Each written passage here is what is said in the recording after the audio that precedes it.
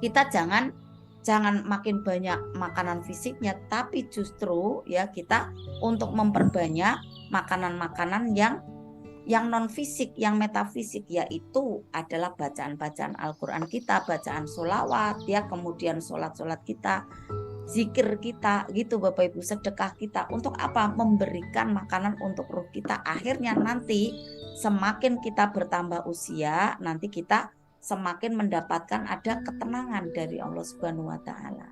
Itu nih Bapak Ibu ya.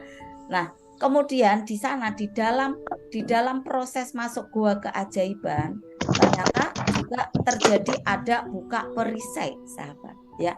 Jadi kita ada proses membuka perisai yang ada di dalam diri kita apa saja, dan kemudian Allah ridhoi ya, Allah ridhoi kita makin bertambah energinya, dan kemudian sudah tertabung nih banyak ya, dan lalu kita bisa klik dengan LOP gitu kan.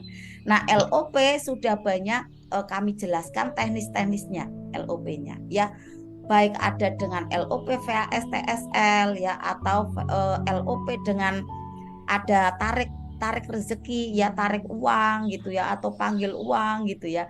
Itu kan teknik-teknik dari kita melakukan ada LOP. Nah, dari semua yang kami sampaikan ya Bapak Ibu, makanya untuk aktif ya, untuk aktif di RMR series ya Garputala, dan juga ada privat RFF LOP bagi yang baru gabung ya, yang ada di grup privat RFF LOP, kami sarankan untuk bisa aktif ada di kelas lain. Untuk apa? Karena untuk memaksimalkan dari install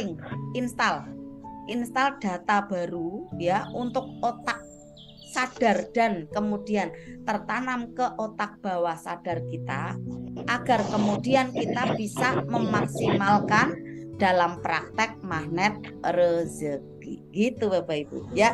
Jadi pada waktu kita belajar ilmu magnet rezeki ya, enggak apa-apa ya Bunda Pita, persiapkan saja. Ini baru saja saya sampaikan materi gua keajaiban untuk membuka perisai dan juga untuk mengobati luka batin ya. Alhamdulillah Bunda Pita sudah siap ya, ada di depan kita semua, yang insya Allah akan memberikan ada materi tambahan ya, materi yang menambah kembali tentang pemahaman kita untuk bisa merilis gitu Bapak Ibu. Karena di kelas RFF LOP ini adalah persoalan yang terbesar pada diri kita ya, ada ingatan-ingatan yang tidak baik akan masa lalu ya, atau kejadian yang sekarang ini pun ya, yang kemudian kita tidak mudah sekali ya yang untuk bisa langsung memaafkan, untuk bisa selalu untuk langsung keren gitu kan. Nah, untuk bisa kita mendapatkan ada keajaiban, ternyata pada saat tumbukan pertama itu betul-betul kita itu langsung bisa keren, langsung bisa bersabar. Itu nanti mendapatkan ada energi yang sangat besar Bapak Ibu tanpa terasa.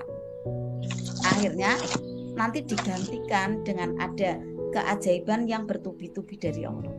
Nah, ini perlu dilatih karena kenyataannya itu kita belum bisa semaksimal demikian gitu ya, semaksimal itu ya untuk bisa berbahagia saat mendapatkan ujian gitu ya Bapak Ibu ya. Ya, mohon izin Bunda Masnawi atau Ayah Naswa untuk HP yang bernama Masnawi ya, bisa unmute ya, mohon izinnya ya. Karena saya enggak bisa unmute di sini. Bunda Pita masih persiapan di dalam Google Meet-nya. Ya, alhamdulillah. Silakan Bapak Ibu semua yang dicintai oleh Allah. Alhamdulillah kita sudah kumpul bersama-sama di sini ya, berkumpul ada di Gua Keajaiban privat RFF LOP, yang rangkaiannya adalah nanti akan ada materinya ya, yang untuk berbekal kita dalam 7 hari. 7 hari kita berkegiatan di rumah.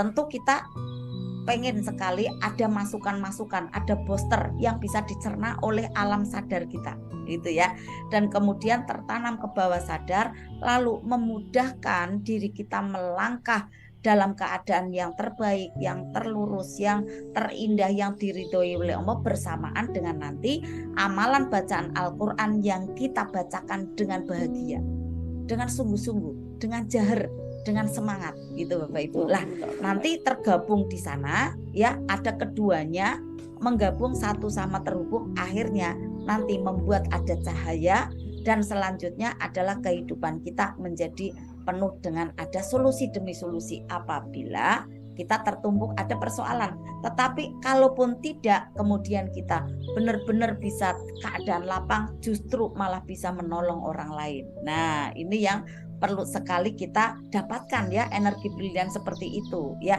Maka Bapak Ibu semua, mari untuk kita sambut beliau Bunda Pita Nareswari dan Winda. Silakan Bunda. Sambil persiapan ya Bapak Ibu semua untuk operatornya. Bapak Ibu untuk dipersiapkan ada air doanya ya. Oh, Bunda Pita ke unmute. Ya, Bunda Pita masih persiapan di Google Meet Bunda Dian. Masuk ke Google Meet sebentar Bunda, barangkali lewat HP bisa. Oh, siap. Ya, enggak apa-apa. Tenang, bismillah ya. Apapun yang terjadi, wow keren.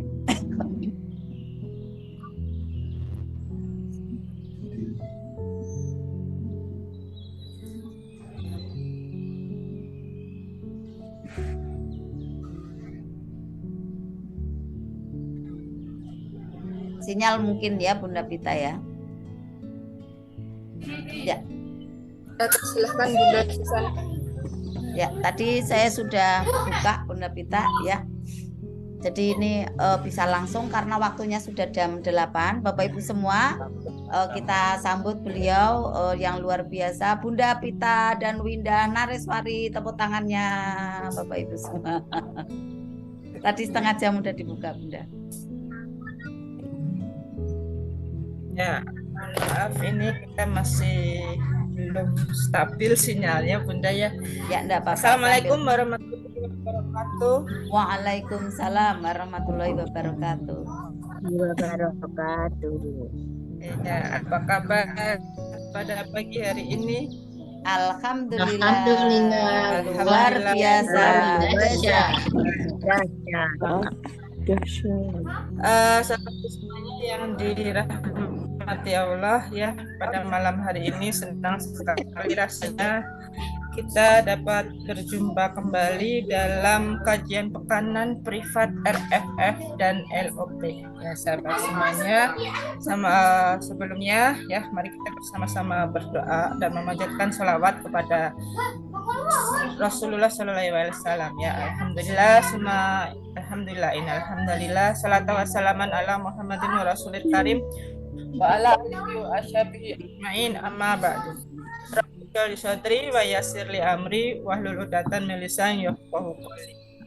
Rabbi zidni ilma warzuqni fahma. Sahabatku semuanya yang dirahmati Allah, ya mudah-mudahan ya yang hadir awal tadi, yang sudah standby di ruangan Zoom pada malam hari ini sudah gasik kalau orang Jawa bilang, atau sudah hadir tepat waktu pada malam hari ini ya. Mudah-mudahan insya Allah kita semuanya menjadi insan-insan yang ajaib ya, kemudian memiliki pasangan yang taat dan setia, anak-anaknya soleh dan soleha, rezekinya bertubi-tubi dari arah mana saja ya, sahabatnya ada di mana-mana, rezeki 5 miliar per bulan, insya Allah amin bisa terwujud ya, orderan datang berlimpah, yang pegawai selalu lancar naik jabatan dan lain sebagainya ya. Dan sahabatku semuanya, insya Allah kita semua akan menjadi insan yang mendapatkan syafaat dari Rasulullah di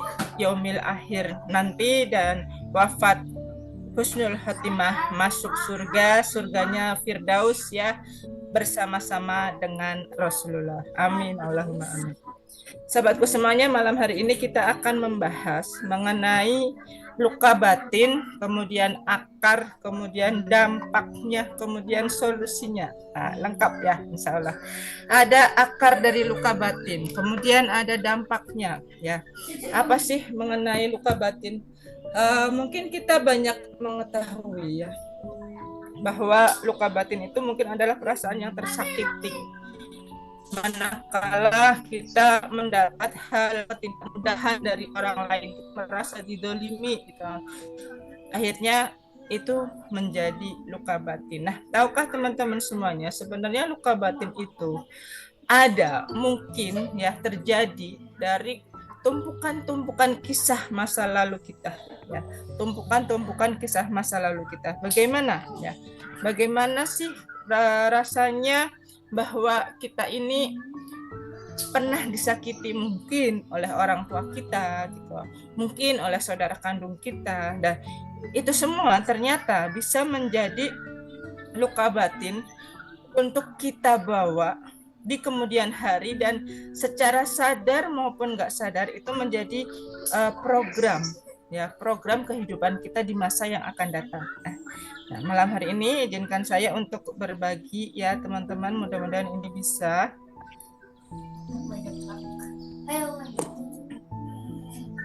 Karena masih loading ini Bunda Susan. Iya. Buku tulisnya, barangkali nanti ada hal-hal yang perlu dicatat, ya, perlu teman-teman untuk ketahui.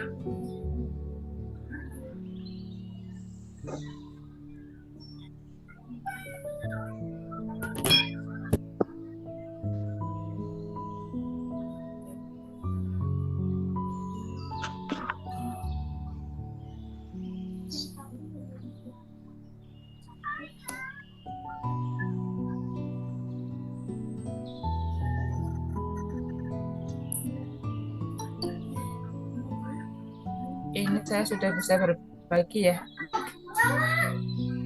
Untuk teman-teman yang ada di Google Meet, disiapkan catatannya, karena yang di Google Meet nyalanya lebih, saya belum bisa share screen. Ya, teman-teman yang di Zoom sudah melihat gambar layar saya atau belum ya? Sudah, Bunda. Sudah. Ya, Bunda. Oke.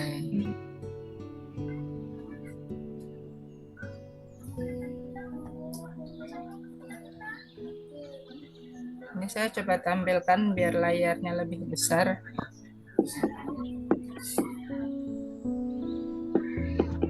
Sudah lebih besar layarnya ya. Baik, teman-teman yang di Google Meet silahkan dimulai menuliskan hal-hal yang nanti mungkin bisa digunakan teman-teman untuk belajar kembali ya. Karena apa yang saya sharekan di screen itu sebenarnya hanya intisari atau poin, sedangkan hal yang paling penting yang urgent itu ada di penjelasannya ya.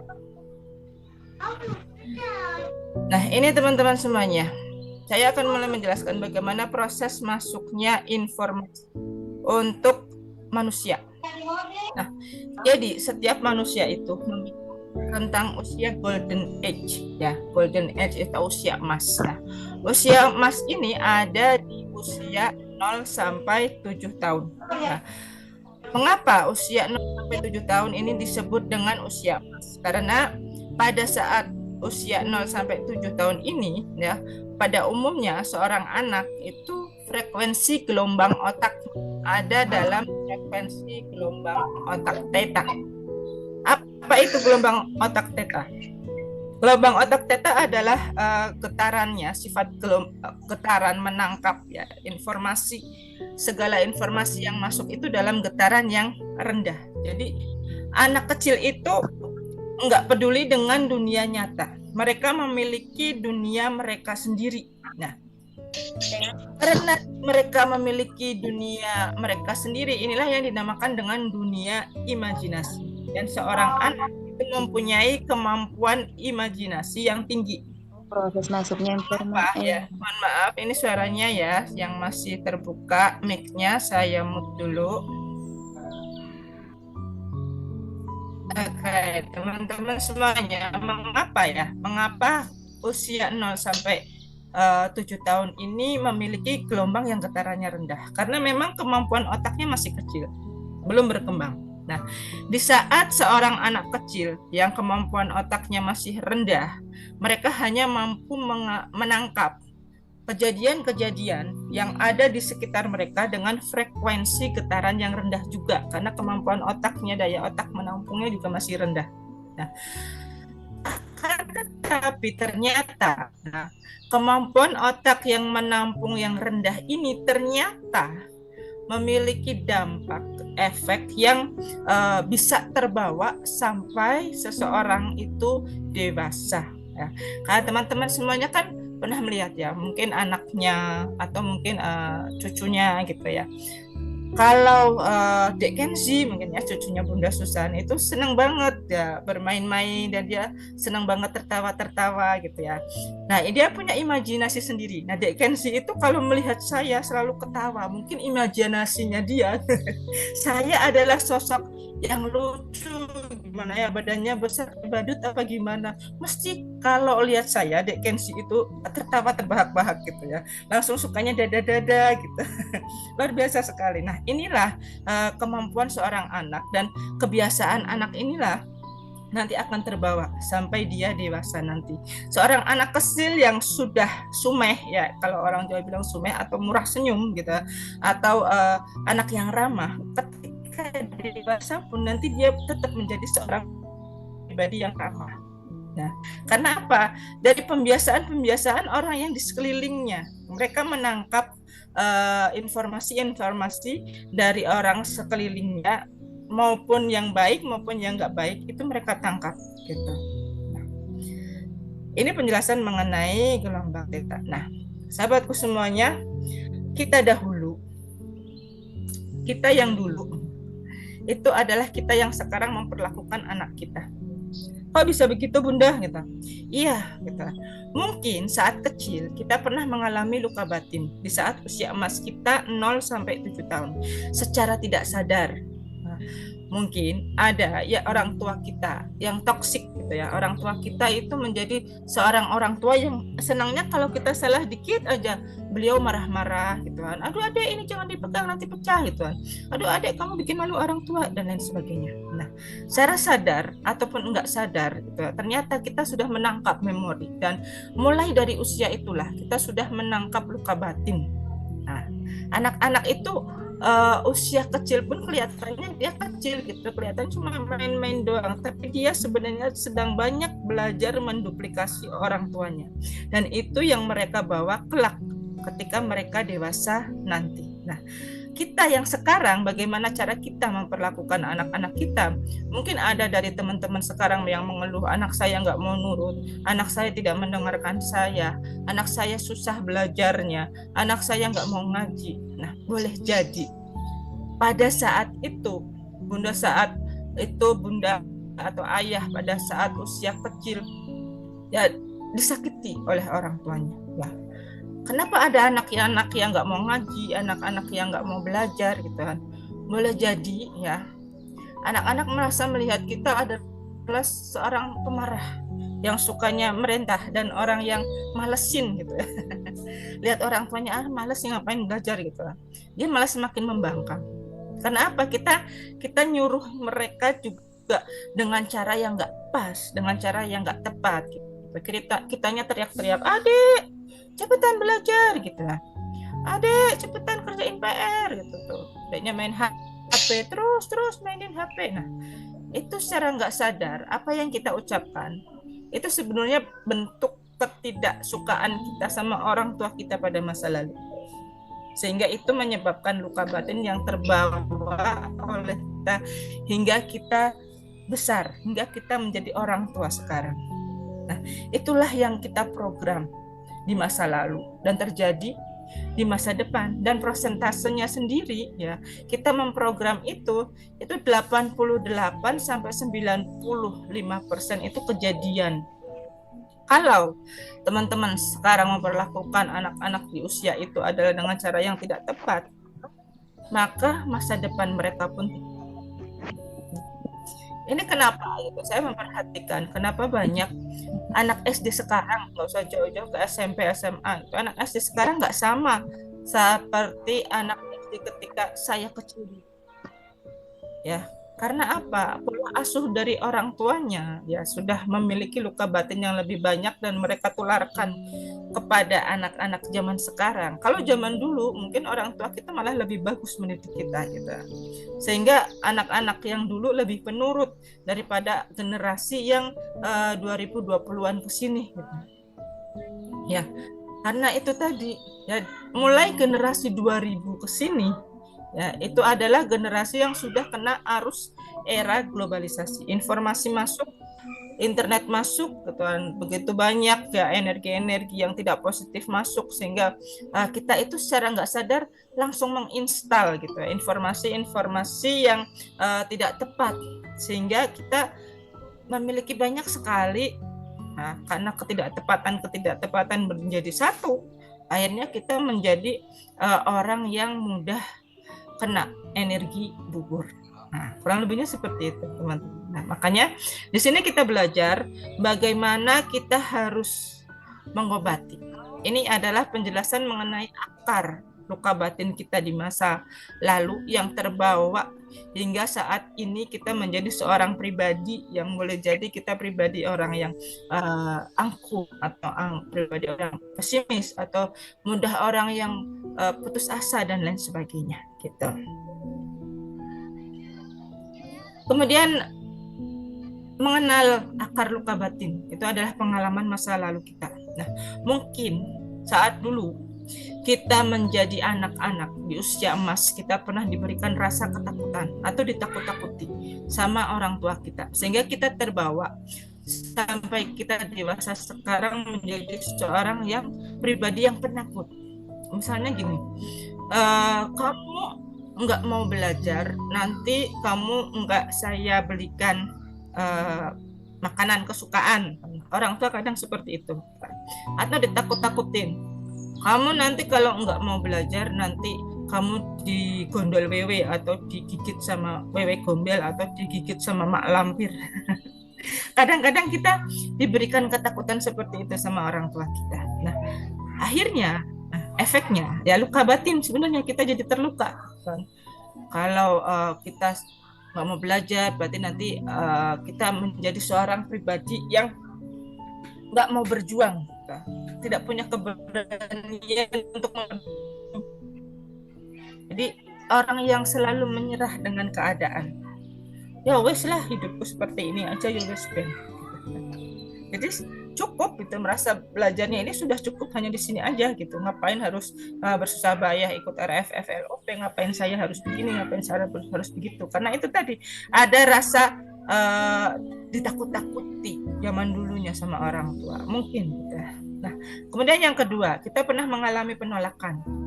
Penolakan terjadi bukan hanya di lingkungan keluarga, boleh jadi juga di lingkungan pertemanan ya saat kita masih kecil. Ya ditolak gitu sama teman-teman, ngapain sih gitu, kamu orangnya kecil banget gitu, kayaknya kamu nggak bisa, nggak memiliki kemampuan gitu, diremehkan gitu. Kamu jangan datang ke sini, ditolak gitu. Sama orang tua juga mungkin kita pernah mengalami penolakan itu. Mungkin kita saat punya adik gitu, atau kita merasa ada orang tua yang pilih kasih sama saudara kandung kita gitu. Nah seperti itulah gitu. Ini ya, kamu jangan deket-deket mama dulu ya, karena mama punya adik bayi, sehingga nanti kalau kamu deket mama, adik bayinya kasihan, nanti adik bayinya jadi nangis gitu. Pernah mungkin seperti itu, ada rasa seperti itu yang diberikan oleh orang tua, dan ini menyebabkan luka batin juga buat diri kita. Kemudian yang ketiga, merasakan penderitaan orang tua, itu bisa menjadi luka batin juga. Misalnya teman-teman dulu waktu kecil punya orang tua kok pergi pagi pulang petang, tapi hasilnya begitu-begitu aja. Nah teman-teman cerita, orang tua kok itu adalah orang tua yang payah gitu, dalam artian payah dalam bekerja gitu. Kalau orang Jawa bilang payah itu dalam artian miskin gitu, kerjanya harus banting tulang, kerja keras gitu. Nah ketika melihat orang tua itu menderita, maka teman-teman secara nggak langsung tertular rasa penderitaan itu. Nanti teman-teman ketika dewasa, mungkin saat ini jadi punya rasa ingin dikasihani sama orang lain. Aku adalah orang termiskin di dunia. Kayak lagu dangdut gitu ya. Yang penuh derita, bermandikan air mata gitu. Akhirnya kayak gitu kan ya. Gitu. Lagu dangdut gitu. Itu karena ada rasa luka batin, itu juga luka batin yang diberikan gitu oleh orang tua kita gitu.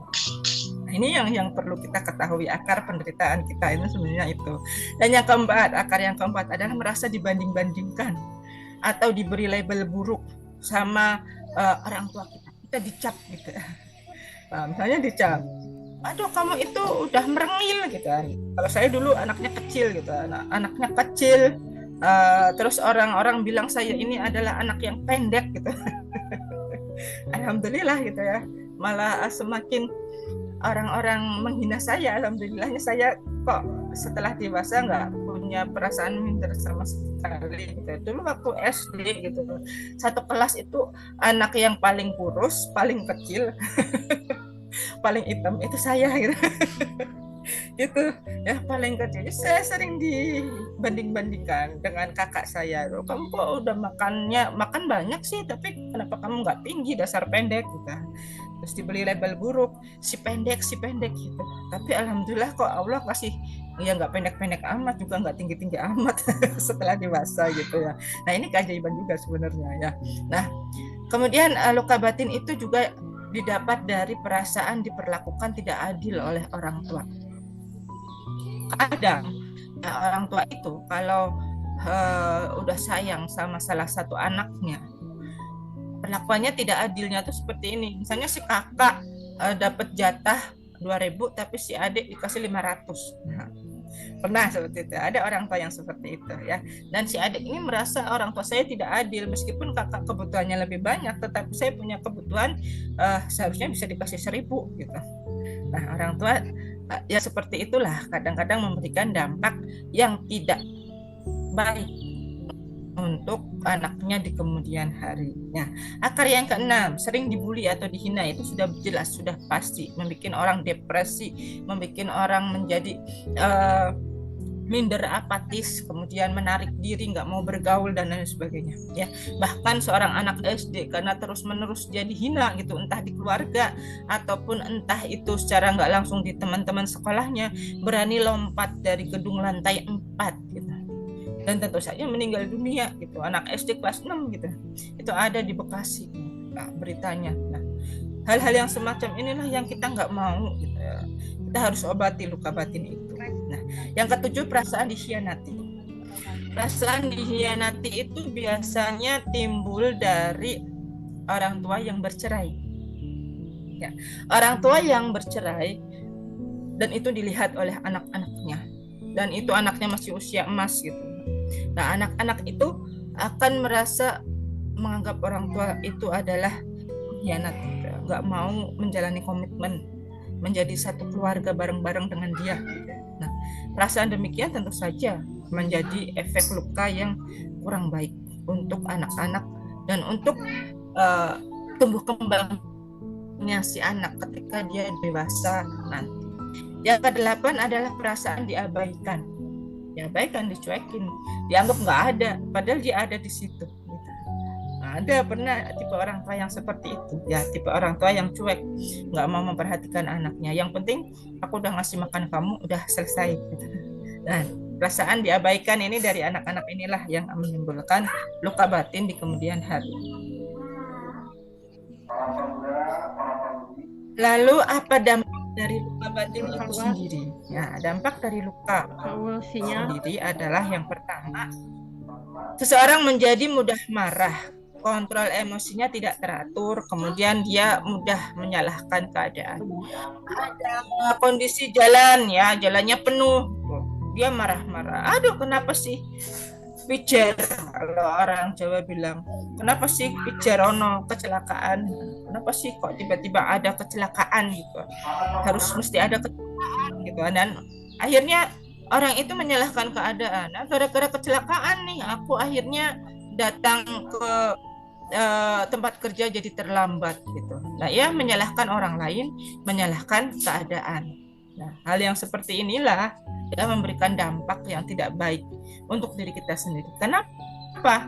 Karena kita mudah nyalahin orang lain, akhirnya kita tidak memuliakan orang lain gitu. Dan tentu saja kalau hal yang seperti ini terjadi akan memberikan dampak tidak datangnya keajaiban buat diri kita. Gitu. Terus dampak yang kedua apa? Garis kebenarannya tinggi, tidak mau belajar lagi, terpenjara dalam halusinasi diri sendiri dan merasa benar. Yang kebenaran tinggi itu merasa benar, dia egonya tinggi banget, pokoknya aku yang benar kamu yang salah gitu kan. Dia berhalusinasi, aku sudah menjalankan ibadah dengan baik, ibadah kamu yang salah, ibadah aku yang udah pas, ngapain aku harus belajar ikutan grup kamu gitu. Ya udah merasa benar. Padahal kalau orang yang tidak merasa benar, orang yang garis kebenarannya mau diturunkan gitu kan, pada hakikatnya ilmu magnet rezeki misalnya itu kan buat siapa aja, netral gitu. Tapi orang kadang-kadang kita bertemu dengan orang yang sudah menilai sesuatu hanya dari covernya duluan, nggak lihat isinya ke dalam apa gitu. Kita seperti itu ya, orang-orang kadang-kadang sudah mencap sendiri apa sih, mungkin magnet rezeki itu pengajian yang minta-minta doang gitu, atau magnet rezeki itu adalah pengajian yang trading forex yang sekarang lagi marak di Telegram gitu, ternyata minta dana kemudian diputerin di forex lah, itu penipuan. Kadang-kadang seperti itu. Nah, ini adalah orang-orang yang hanya melihat seseorang dari luarnya saja. Tentu saja orang yang garis kebenaran tinggi ini bukan tipe orang yang mudah mendapatkan keajaiban. Nah, dampak yang ketiga, ini dampak yang paling serius. Kita bisa kena OCD. OCD itu apa? Obsessive Compulsive Disorder. Ya, jadi orangnya itu terobsesi sama sesuatu. Ya, misalnya ada teman saya gitu, dia obsesi dengan kebersihan. Jadi segala sesuatunya itu apa yang dia dudukin sekarang harus bersih gitu ya. Ya, apa yang dia dudukin sekarang harus bersih. Misalnya kursi, kemudian meja, kemudian apapun itu gitu ya. Dia lap terus, kemudian dia cuci tangan terus gitu. Nah, ini orang yang sudah kena mental sebenarnya teman-teman. Ya, orang-orang seperti ini sebenarnya kasihan banget karena luka batinnya itu udah amat dalam. Dan bawaannya dia marah terus gitu ya. Kalau ada yang nggak pas di kantor, temannya ngomong apa sedikit, dia penerimaannya salah, bawaannya penerimaannya salah, nggak bisa terbuka. Nah, ini orang-orang yang serius luka batinnya. Dan sebenarnya orang ini harus segera ditolong, tapi dia nggak mau ditolong karena itu tadi garis kebenarannya tinggi, merasa baik-baik saja, dia terpenjara dalam halusinasinya dia sendiri. Karena saya merasa baik-baik aja, padahal orang lain melihat dia tidak baik-baik aja. Ini orang yang obsesif sama dirinya sendiri atau obsesif sama suatu benda gitu. Ada orang yang semacam itu. Kemudian mental patologi. Mental patologi itu adalah ya mohon maaf gitu ya, kayak orang gila di jalan. Mentalnya udah kena, dia sudah depresi ya, karena mereka itu merasa gitu kan, ya itu tadi awalnya dari garis kebenaran yang tinggi. Orang gila yang jalan-jalan di jalan itu sebenarnya tadinya orang waras gitu. Kenapa mereka bisa depresi, hilang akalnya? Karena mereka nggak mau tahu kebenarannya itu seperti apa, mereka nggak mau belajar tadinya gitu kan. Mereka nggak mau menyembuhkan luka batinnya, mereka terus menumpuk gitu, dan menumpuk dosanya sendiri, akhirnya berhalusinasi, akhirnya ya hilang akal, mereka sibuk ya dengan dunia mereka sendiri. Nah, karena itu tadi gelombang otaknya tidak mau dilatih untuk membuka diri. Nah, kemudian menjadi orang yang psikosomatis. Ya, penyakit sosial juga ini gitu. Kalau psikosomatis itu sudah dampak yang lebih tinggi lagi. Artinya ketika depresi itu memuncak, sudah hilang akal, dan ujungnya adalah bunuh diri, teman-teman. Dan ini yang diceritakan oleh sahabat saya CTMR yang ada di Gorontalo. Katanya di Gorontalo itu ya lagi marak orang gantung diri. Ya, saya sampai dilihatin screenshot dari sahabat yang belum belajar magnet rezeki ya, yang dicoba disadarkan oleh Bapak CTMR ini gitu. Ada tali gantungan gitu. Itu kenapa Pak gitu? Ya orangnya mau bunuh diri Bunda, Masya Allah gitu. Alhamdulillah gitu. Sampai seperti itu, iya, karena terjerat pinjol. gara-garanya terjerat pinjol. Pinjol itu apa? Amanah. Nah, amanah itu apa? Perisai. Dia sedang menumpuk perisainya sendiri. Luka batinnya sendiri. Akhirnya dia menjadi orang psikosomatis. Udah nggak bisa menerima keadaan apapun. Pokoknya saya mau melarikan diri dari keadaan ini, saya mau melarikan diri dari muka bumi ini gitu. Dipikirnya kalau udah bunuh diri selesai, nggak ada persoalan lagi. Padahal nanti di akhirat gitu ya, nggak usah jauh-jauh, kelamaan nunggu akhirat. Di alam barzah ditanyain, kenapa Allah kasih nyawa? Ya, kenapa Allah kasih badan nggak kamu rawat? Kamu malah mau buang badannya, gitu kan? Gitu kan? Nah, ini jangan sampai ya kita terjadi sampai menjadi orang yang kena OCD, mental patologi atau psikomatis. Nah, ciri-ciri mental yang sehat itu bagaimana, Bunda? Nah, ciri-ciri orang yang mentalnya yang pertama, dia mampu untuk menetralkan kejadian di masa lalu. Ya. Mau masa lalunya tidak bagus, setidak bagus dan setidak nyaman apapun, dia mampu menghilangkan rasa yang tidak mudah itu gitu. Dia mampu menghilangkan rasa tidak nyaman menjadi rasa nyaman. Kemudian tadi ketika diberi ketakutan, orang itu mampu mengendalikan rasa takut. Berjuang untuk bebas dari rasa takut. Kemudian yang ketiga, ketika orang-orang tidak mengenali potensi dirinya, dia mampu mengenali potensi dirinya. Yang keempat apa? Dia menjadi sosok yang semangat, antusias dalam belajar, kemudian produktif, kemudian menjadi sosok yang berdaya. Itu orang yang mentalnya sehat, mampu bangkit dari masa lalu, mampu bangkit dari luka batin yang pernah dia dapatkan. Terus yang kelima, mampu menjadikan diri bermanfaat bagi orang lain. Nah, ini penting banget teman-teman. Mampu menjadikan seseorang ya atau orang lain itu ya, begitu menghargai kita, begitu tahu. Nah, bukan kita orang yang gila sanjungan, enggak, tapi kita adalah begitu ingin memuliakan dan membahagiakan orang lain itu sendiri ya. Jadi ini adalah ciri orang yang mentalnya sehat. Yang keenam, mampu mensyukuri segala nikmat Allah yang ada, maupun baik banyak maupun yang sedikit gitu. Dia bersyukur dengan apa yang dia dapatkan. Yang ketujuh, dia mampu membedakan antara hak dan yang batil. Misalnya dalam muamalah gitu. Dia bisa membedakan ya mana muamalah yang baik, mana muamalah yang tidak. Misalnya ya gitu. Mau ikut bisnis online, mau ikut bisnis jualan skincare. Nah, kita pelajari dulu sistemnya.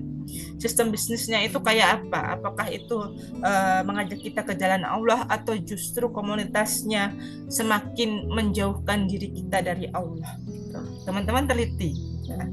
Kalau komunitasnya baik, semakin mengajak kita, leadernya ya, terutama kita lihat leadernya, profil leadernya itu mampu mengajak diri kita ke jalannya Allah, ikuti. Tapi kalau leadernya kok senangnya hura-hura gitu, hanya memamerkan harta, kemudian ngikutin Allah tapi hanya ngambang, hanya di kulit-kulit luarnya aja, bagi dia itu sudah cukup gitu. Hati-hati orang-orang yang demikian, mungkin terlihat hartanya banyak, rezekinya banyak, tapi dia sesungguhnya orang yang kena masalah sosial tadi, OCD, obsessive compulsive disorder. Dia hanya terobsesi sama harta, ngejar harta terus gitu. Bahkan ada orang kaya ya yang ditawari magnet rezeki, apa kan saya sudah kaya, ngapain saya harus narik rezeki lagi gitu. Ya karena itu tadi, dia sudah terkena luka batin yang tidak ringan, ya parah gitu ya teman-teman.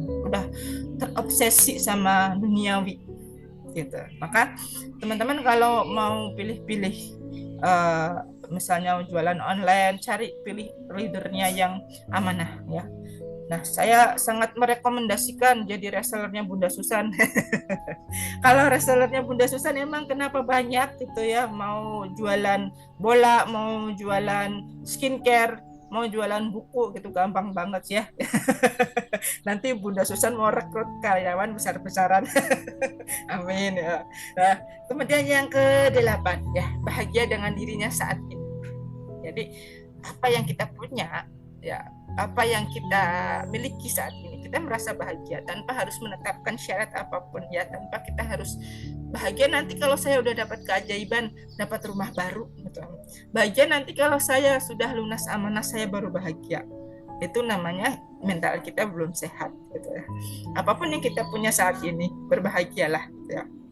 Nah kayak malam ini gitu ya teman-teman yang ikut rahasia magnet rezeki level 3 gitu. Saya menjelaskan mengenai materi rezeki gratis ya.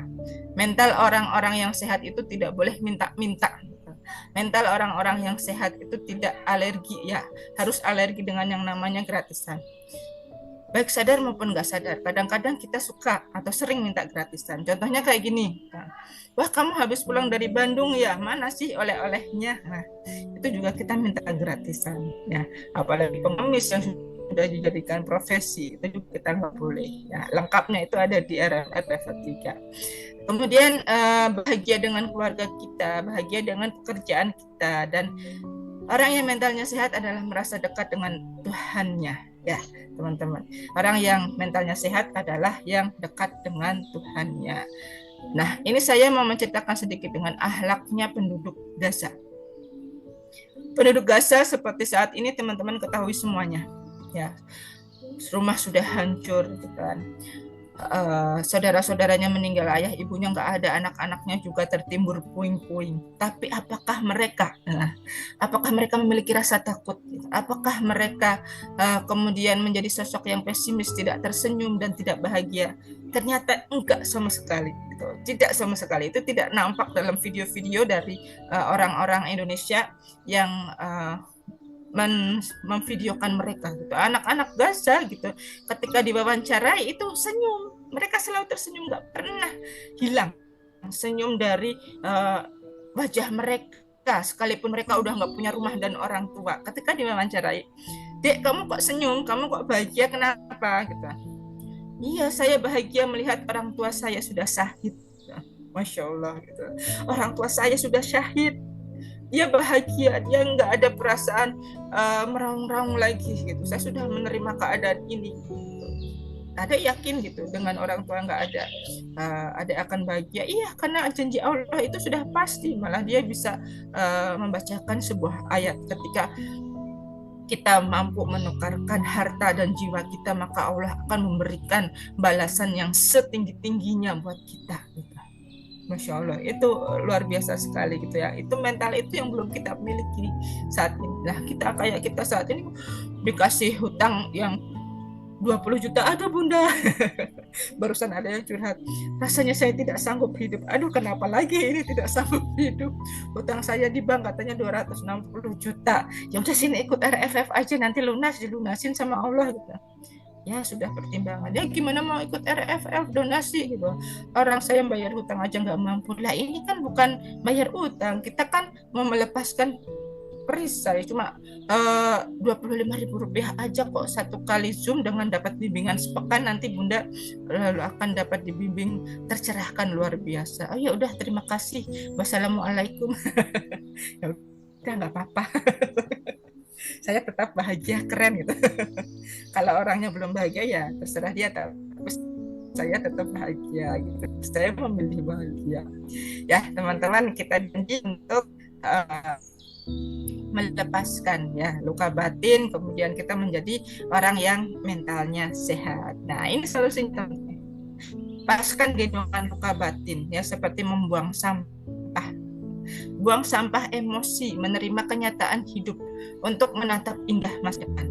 Nah, ibaratnya kan teman-teman, cuma dikasih air putih, tapi ternyata ya, air putih itu rasanya asin. Cerita orang yang masih air putih ini, ya Pak, bahwa memakan terus garam dan dia juga ingat kan pasti kok saya ngasih garam gitu, dituangkan gitu di air putih, akhirnya air putih rasanya asin ya. Kemudian karena diri kita adalah orang yang luka batinnya, secara nggak sadar nggak sadar ya, kita nambahin garam lagi terhadap air itu. Ini air udah asin ya, tapi kita merasanya karena airnya udah asin, kita punya pikiran negatif sama orang itu yang memberikan air, dan akhirnya ibaratnya kita sudah merasakan air asin dan menambahi garam dari pikiran-pikiran kita sendiri ke gelas yang dituangi air itu. Jadi tambah asin gitu. Jadi berpuluh-puluh sendok asinnya gitu. Tapi kalau kita menghadapi ya, misalnya ini orang kok nyuguhin tamu air putih tapi airnya rasanya asin, tapi kita bahagia gitu, wow keren gitu. Nah, airnya enak kok, airnya enak gitu. Nah, akhirnya dia minum gitu, tawar gitu. Yang ditambahkan itu jangan garamnya, tapi pikiran perasaan yang tawar. Nah, jangan merasa asin lagi. Nah, di grup ya tertentu saya nge-share-nya di grup SAMR ya, bukan di grup bimbingan Magnet Rezeki dan privat belum. Itu tadi ya, video dari orang Gaza ya, seorang anak kecil yang selalu tersenyum, kemudian seorang dewasa dari Gaza gitu ya, orang dewasa dari Gaza pegang sebotol air dan dia bilang ini air limbah, tapi terpaksa minum. Tapi ini air rasanya madu gitu. Nah, di Gaza sudah nggak ada lagi air bersih. Air bersih itu langka. Tapi untuk bertahan hidup kami minum air. Kami nggak minta air dari air, tapi bagi kami air ini rasanya madu, air ini rasanya manis gitu. Kami nggak peduli lagi air ini mau rasa apa, tapi di kami semuanya manis karena semua yang terhidang Allah berikan buat kami itu selalu manis bagi kami gitu kan. Luar biasa sekali teman-teman. Nah, mulai hari ini kita melihat bercermin dari akhlaknya penduduk Gaza. Mari kita sama-sama gitu, Indonesia muslimnya gitu, penduduk muslimnya itu hampir 200 juta gitu. Mungkin ada 200 juta lebih itu dari keseluruhan total penduduk Indonesia saat ini adalah 275 juta gitu. 200 jutanya itu sudah penduduk Islam ya, orangnya agama Islam, tapi jiwa magnet rezekinya belum nyampe gitu. Makanya Ustadz Nasrullah ini pengen banget punya 2 juta pengamal magnet rezeki ya, supaya itu artinya tawar gitu, enggak terlalu memikirkan persoalan dunia, selalu menatap indah ke masa depan. Enggak ada lagi perasaan menyalahkan keadaan, menyalahkan takdir yang diberikan oleh Allah. Jadi kesimpulannya ya teman-teman semuanya, kita harus ikhlas, pasrah, hening saat berafirmasi. Nah, jadi ini ya teman-teman, nanti setelah ini kita 5 menit ya, 5 menit akan melakukan terapi ya, dengan memikirkan diri kita ke depannya mau apa gitu ya, menyembuhkan luka batin diri kita sendiri ya, supaya apa, nanti teman-teman semuanya rasanya sebelum melakukan riadoh kita sudah melepasnya kayak pekan lalu gitu, dan setelah riadoh nanti tambah lebih nyaman lagi perasaan ya. Jadi kita akan berusaha untuk menyembuhkan diri kita sendiri. Nah, seperti itu ya teman-teman ya. Jadi terapinya seperti ini nanti teman-teman. Kita benar-benar melepaskan ketidaknyamanan yang pernah kita dapatkan ya. Mungkin nanti kita nggak usah teriak di Zoom ya. Mungkin nanti teman-teman bisa cari tempat yang hening, yang nggak ada orang mengganggu ya. Soalnya nanti ini prakteknya nanti teman-teman itu harus teriak ya untuk melepaskan beban dari hati teman-teman sendiri sampai seplongnya, sampai senyamannya gitu lah. Ya contohnya karena kita ngomong sambil teriak ya, nanti bisa dipraktekkan nanti. Yang kedua, terapi menyembuhkan diri sendiri dengan mengucapkan, kalau di komunitas sebelah gitu ya, ada Pak Ahmad Sofyan Hadi gitu, menyebutnya adalah terapi Ho'oponopono gitu, bahasa Hawaii. Tapi di sini saya bilang adalah terapi zero limit, yaitu menyembuhkan diri kita sendiri dengan sering-sering mengucapkan kata maaf, tolong maafkan, terima kasih, aku mencintaimu. Ya, bisa dicatat ya teman-teman ya. Sering-sering mengucapkan kata maaf. tolong maafkan, terima kasih, aku mencintaimu. Nah, ini untuk diri kita sendiri, bukan untuk orang lain. Jangan nanti ketemu istrinya tetangga. Misalnya Pak Sudi ketemu istri tetangga bilang maaf, tolong maafkan, terima kasih, aku mencintaimu, aku digampar, Pak. Ya udah ya Pak Sudi, jangan ya Pak. Ini adalah terapi untuk diri kita sendiri ya.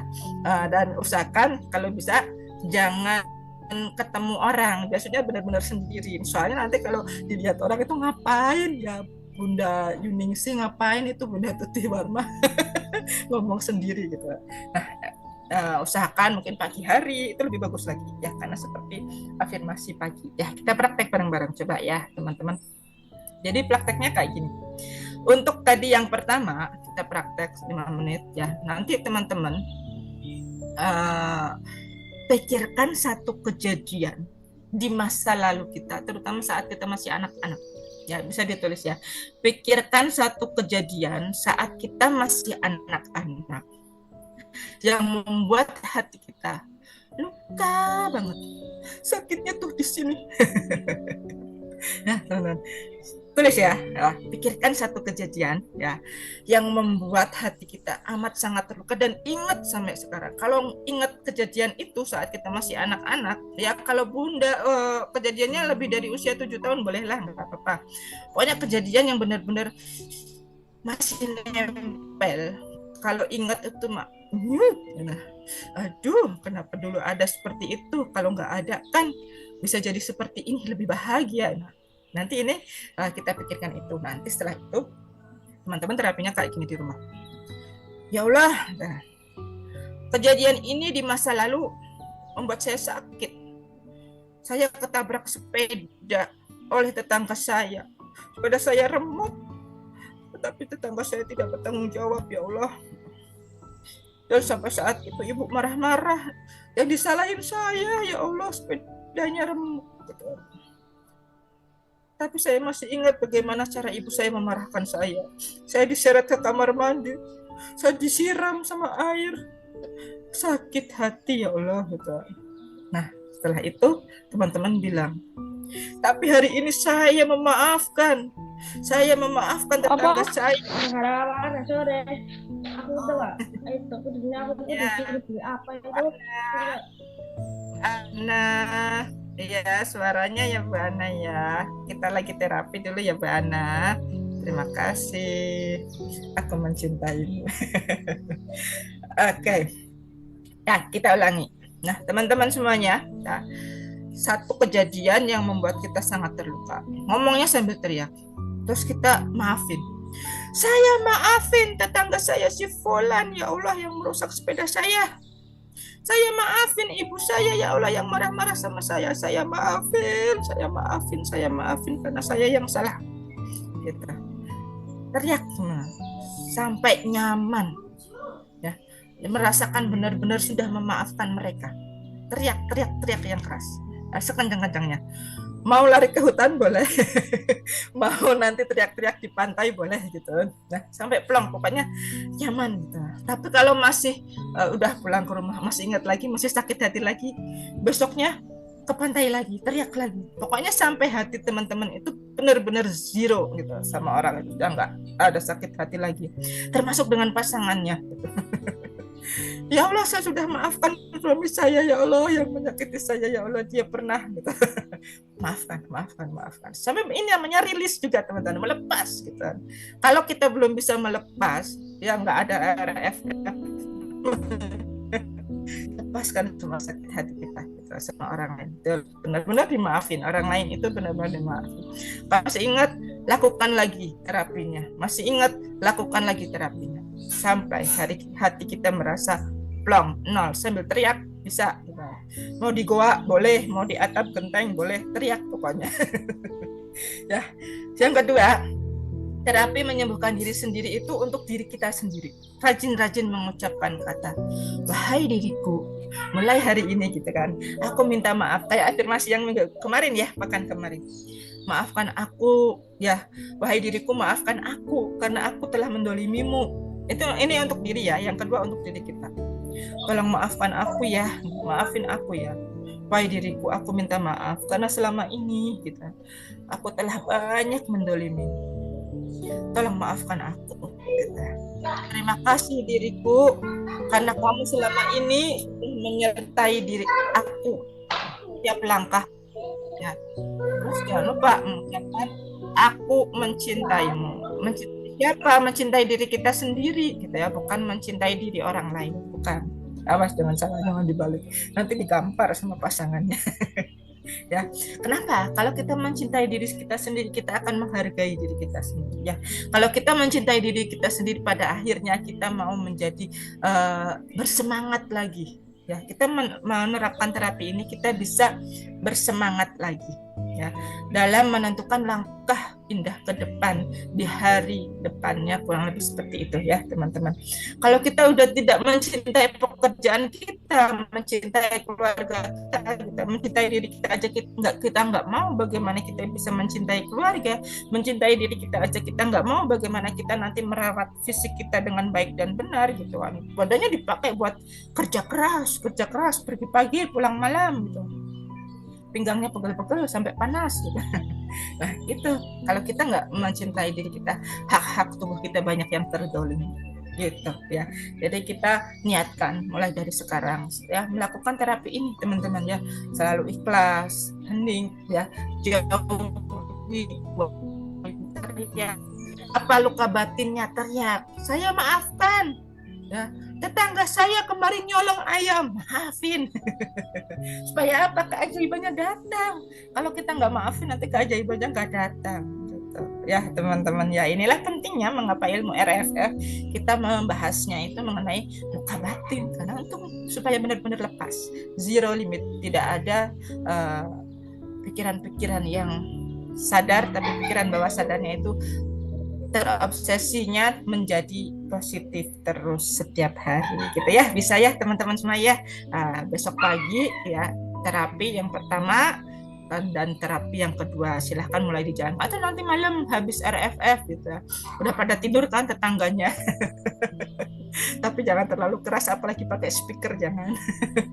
Ya dicoba ya, nggak perlu terlalu kenceng juga nggak apa-apa. Yang penting hatinya itu teman-teman bisa merasakan kenyamanan hati yang paling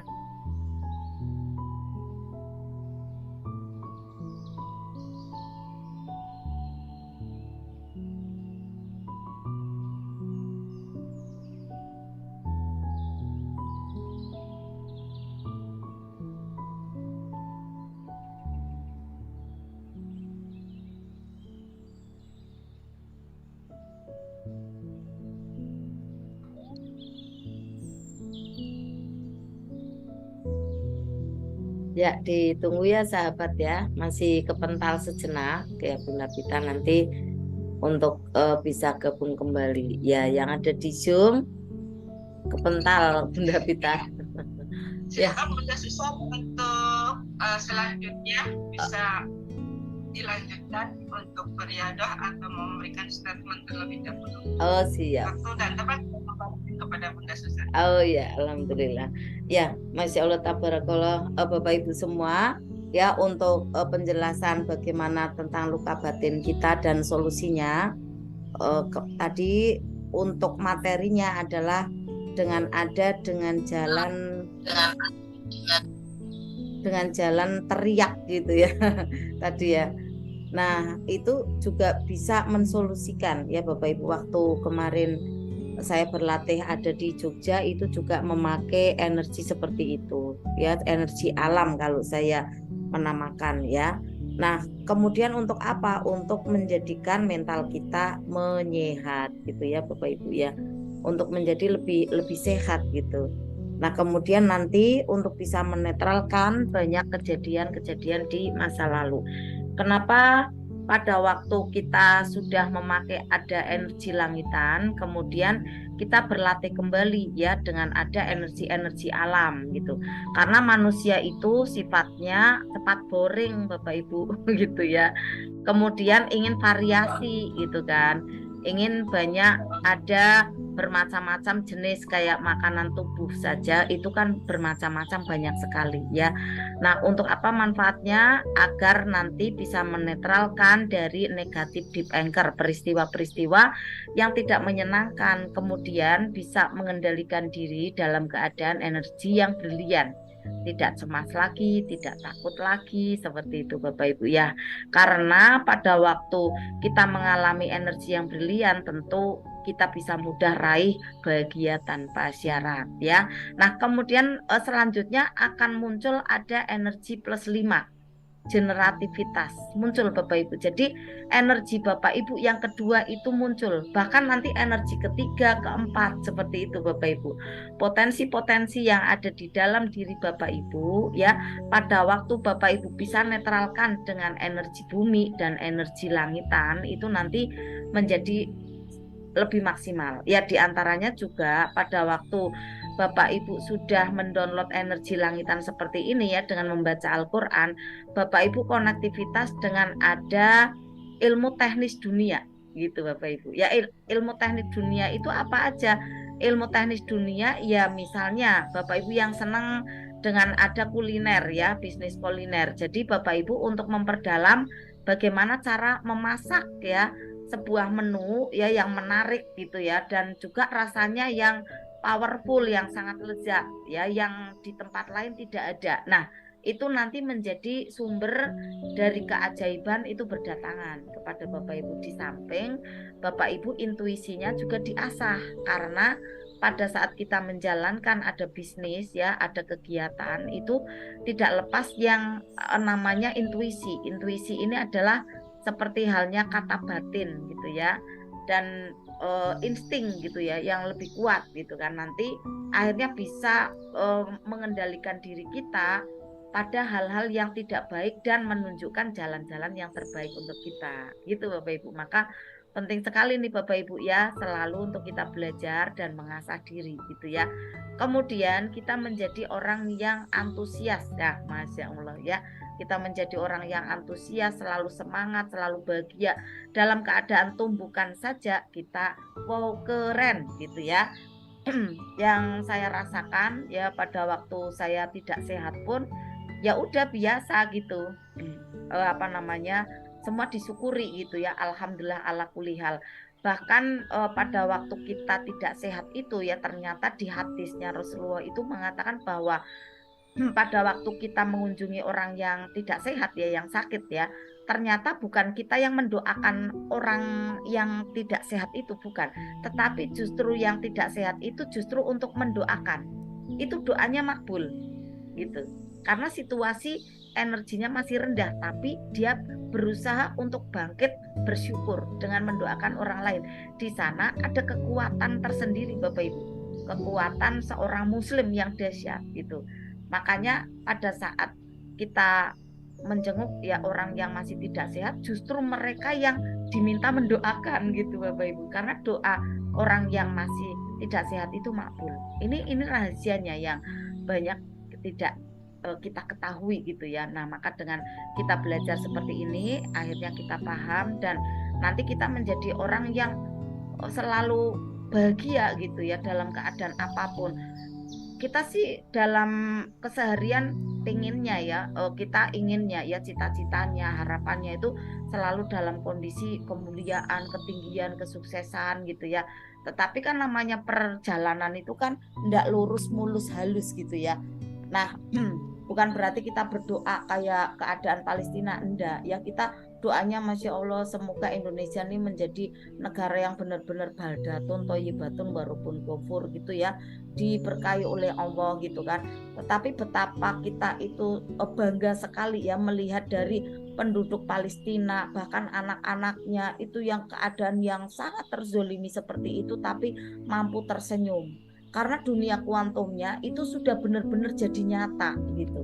Dunia kuantum apa nih? Melihat surga. Surga itu sudah kayak di hadapan, padahal di sana terlihat kalau secara fisik mata kita adalah tanah yang gersang. Bangunan-bangunannya semua dibom, roboh. Dia juga dalam kondisi yang kotor, banyak luka. Ya kalau kita bagaimana tidak bisa membayangkan, tetapi mereka kuantumnya seperti Allah sempurnakan gitu Bapak Ibu. Jadi di pandangannya itu semua keindahan, bahkan akhirnya bisa tersenyum, ya, bisa melepas, tak ada kesedihan, walaupun itu menangis cuma sejenak gitu ya. Tidak seperti halnya anak-anak di tempat kita ya, jatuh sedikit aja udah nangisnya panjang lebar gitu ya. Tetapi kalau anak-anak yang di Palestina, Masya Allah luar biasa ya, sudah dihadang, ada senjata, ada bom di kanan kiri, bisa jadi tidak sarapan, tidak makan siang, tapi tetap dalam kondisi yang tegar, Masya Allah. Ya itulah orang-orang yang dikuatkan oleh Allah Subhanahu Wa Taala, Bapak Ibu. Nah, kita ambil ibrah baiknya ya Bapak Ibu. Kita itu kondisinya sekarang ini masih sedang bagaimana? Masih ada ujian apa gitu ya? Masih ada mendapatkan tumbukan seperti apa? Masih terbilang ringan Bapak Ibu. Kalau dibanding dengan penduduk yang ada di Palestina, anak-anak yang ada di sana yang menjadi korban dari serangan-serangan dari Zionis Israel itu. Nah, kalau sudah seperti itu, rasa syukur yang ada di dalam diri kita muncul. Alhamdulillah, kami di sini masih baik-baik saja. Kemudian kita sumbang doa untuk mereka, ya. Kita berikan ada banyak untuk kiriman-kiriman cahaya yang terbaik. Semoga Allah beri pertolongan untuk mereka semua. Seperti itu ya Bapak Ibu semua. Alhamdulillah malam hari ini semuanya yang sudah ajaib tetap semangat untuk memainten ya energi baik kita. Kemudian apalagi yang belum ajaib gitu ya. Yang belum ajaib, ayo terus untuk semangat, yakin Bapak Ibu. Setelah kita terus-menerus untuk beriado, menambah nilai-nilai baik yang ada di dalam diri kita, tabungan itu menjadi menambah dan menjumlah. Kemudian bisa kita tekan tombolnya dengan ada LO2 ya. Nah, setelah itu Allah ridhoi, akhirnya realisasi apa yang ada di benak kita terwujud nyata, tersaji ada di depan mata kita. Masya Allah tabarakallah. Maka Bapak Ibu semua semangat ya selalu untuk menambah energi baik. Ini pun Bapak Ibu adalah upaya kita saat nanti ada di alam keabadian, kita mempunyai bekal yang sangat membahagiakan, bekal yang terbaik. Karena pada saat nanti kita menjelang ada di alam kubur, pada waktu kita menghadapi sakaratul maut, adalah bacaan-bacaan Al-Quran kita yang kita lantunkan dengan rutin, adalah bacaan-bacaan Al-Quran yang kita lantunkan dengan bahagia. Itulah yang akan menemani hari-hari kita nanti Bapak Ibu. Maka pada waktu kita tidak mau menghobikan diri kita membaca Al-Quran, betapa tidak beruntungnya kita Bapak Ibu.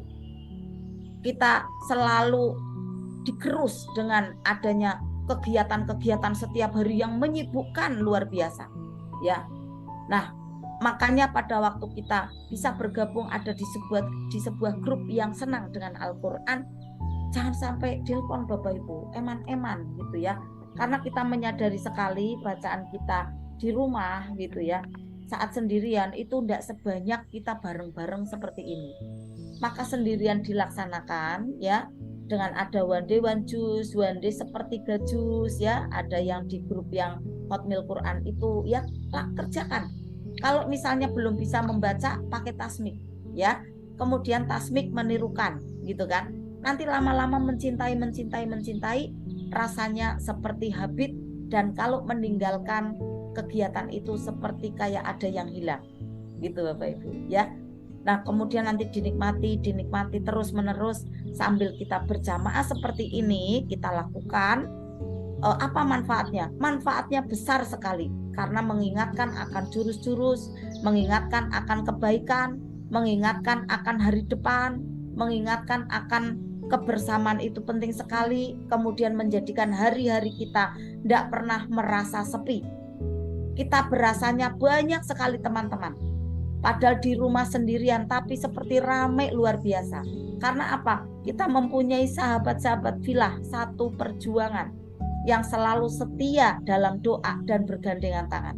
Nah, ini penting sekali Bapak Ibu, untuk kita semua muslim harus mempunyai ada rasa kebersamaan ini agar perjuangan kita itu akan berasa ringan dan kemudian mudah. Tumbukan yang terjadi itu benar-benar bisa kita syukuri, keren. Akhirnya keajaiban mudah sekali menghampiri. Ini Bapak Ibu semua. Jadi jaga jangan sampai kita terlepas ya dari gandengan di wilayah kuantum ini melalui grup privat RFF LOP ya. Masya Allah tabarakallah.